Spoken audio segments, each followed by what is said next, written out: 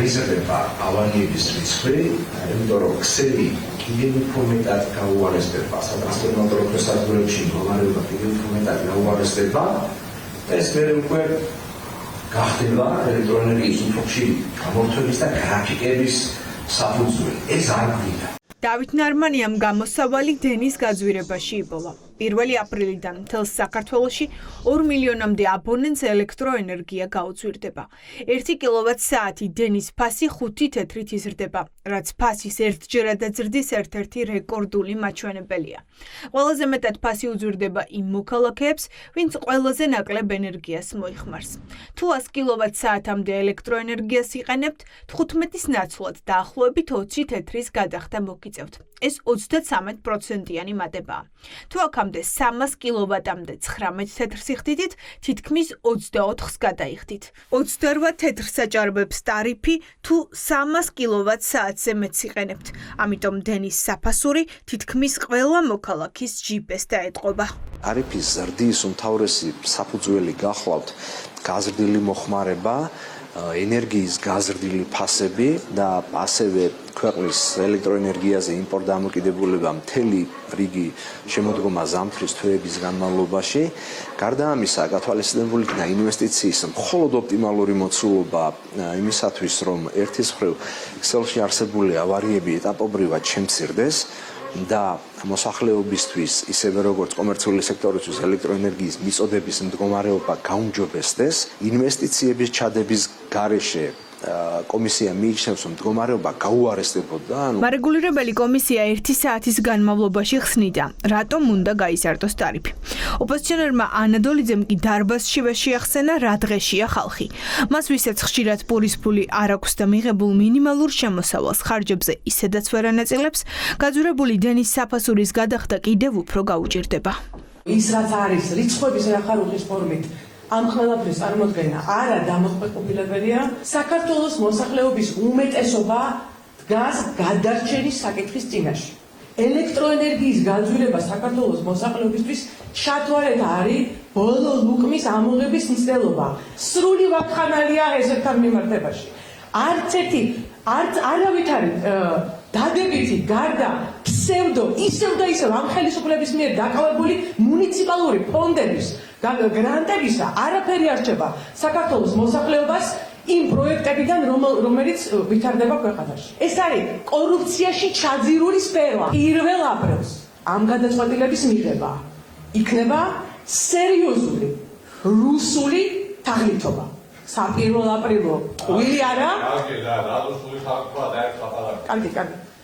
არამედ 1 აპრილო თაღლითობა. ეს არის ქართველი ხალხის მოსაზრება. მარეგულირებელი კომისია ციფრები კი არ გამიგვიებს თითოეული ციფრის უკან დგას კონკრეტული დოკუმენტი, კონკრეტული ანგარიშება და კონკრეტული შემოწმებებიც კი.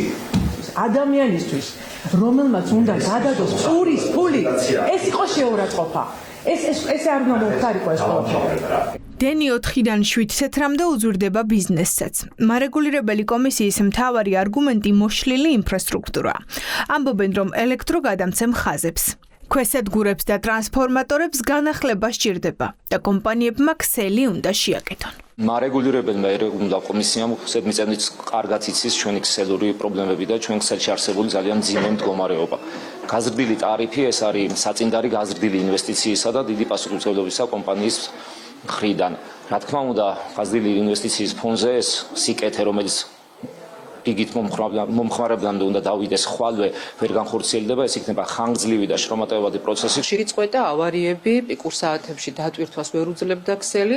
2025 წელმა ასევე გვიჩვენა, რომ პიკური მოხმარების პერიოდში, როდესაც იყო განსაკუთრებული სიცხეები, ქსელი იყო გადატვირთული და ავარიების რაოდენობა იყო ძალიან გაზრდილი. ამ ვითარებით მომხმარებელი მომავალში უწყვეტ მომარაგებას ვერ მიიღებდა. შესაბამისად, კომისიის ამ გადაწყვეტილებამ უნდა უზრუნველყოს მომდევნო პერიოდში მომხმარებლების ტარიფისათვის სტაბილური მიწოდების უზრუნველყოფა და ეტაპობრივად ავარიების შემცირება, ქსელის გაუმჯობესება და ხარისხიანი მიწოდების უზრუნველყოფა. ელექტროენერგიის გაძვირება უკვალოდ ვერ ჩაივლის. ჯაჭვური ეფექტი თითქმის ყველა პროდუქტზე გავრცელდება და წარმოების ხარჯები გაიზრდება. მაშინ როცა ოცნება ხალხს ფასების კლება სპირდება, დენის გაძვირება საპირისპიროდ იმოქმედებს. იურიდიული პირებისთვის ელექტროენერგიის ან რაიმე სხვა ენერგომატარებლებზე ფასების ზრდა, როგორც ყოველთვის პროდუქტებისა და მომსახურების ფასზე ზეგავლენას ახდენს. ეხლა ჩვენ თუ რეალურ საშუალო ხელფასს შევხედავთ ქვეყანაში, რა თქმა უნდა, ენერგომატარებლებზე ტარიფების ზრდა ასეთი მოწყვლადი ფენებისთვის არის ძალიან მტკივნეული გადასატანი. თუ გვინდა გამოსავალი, უნდა გქონდეს შედარებით იაფიანი ელექტროენერგიის რესურსი, რომელიც დაკავშირებულია ახალ ინვესტიციებთან, დაკავშირებულია ახალი ჰესების მშენებლობასთან და ეხლა ჩვენ თუ ამ სიტუაციაში ჩვენ რეალობას შევხედავთ, რამდენი ინვესტორი შემოვიდა და ჰესის მშენებლობა დააპირა, იმდენი გააქციეს ქვეყნიდან. ქართული ოცნება ხელისუფლებაში ტარიფების შემცირების დაპირებით მოვიდა. 2010-2012 წლებში დენის ფასი 11-დან 15 თეთრამდე მერყეობდა. ოცნების პირობებში კი ტარიფი თითქმის გაორმაგებულია და უკვე 20-დან 28 თეთრამდე მერყეობს. ქვეყანა საკმარის ელექტროენერგიას რომ ქმნიდეს, ამ შედეგამდე არ მივიდოდით. ეკონომისტები ქართულ ოცნებას ადანაშაულებენ. დენის ტარიფის მატება გამოწვეულია ენერგეტიკაში ხელისუფლების დანაშაულებრივი ქმედებებიდან გამომდინარე. Ოდესაც ყველა დასახელების საქონელზე და საქართველოში 500,000-მდე საქონელი იყიდება და იწარმოება ბაზარზე, ფასები იზრდება, შეუძლებელია რომ ეს არ აისახოს ენერგეტიკის სექტორში. და ეს არ აისახოს ამ დარგში დანახარჯების ზრდაში. კიდევ ერთი დანაშაული. აი ამ სიმძლავრეების არ შეყვანის შედეგად ქვეყანა მიება იმპორტს და კვლავ უკვე რუსეთზე დამოკიდებული გავხდება. 1 აპრილიდან ელექტროენერგიის ფასი უკვე ახალი ტარიფებით დაითვლება. სოციალურად დაუცველებმა შესაძლოა დენის საფასურის სუბსიდირება მიიღონ.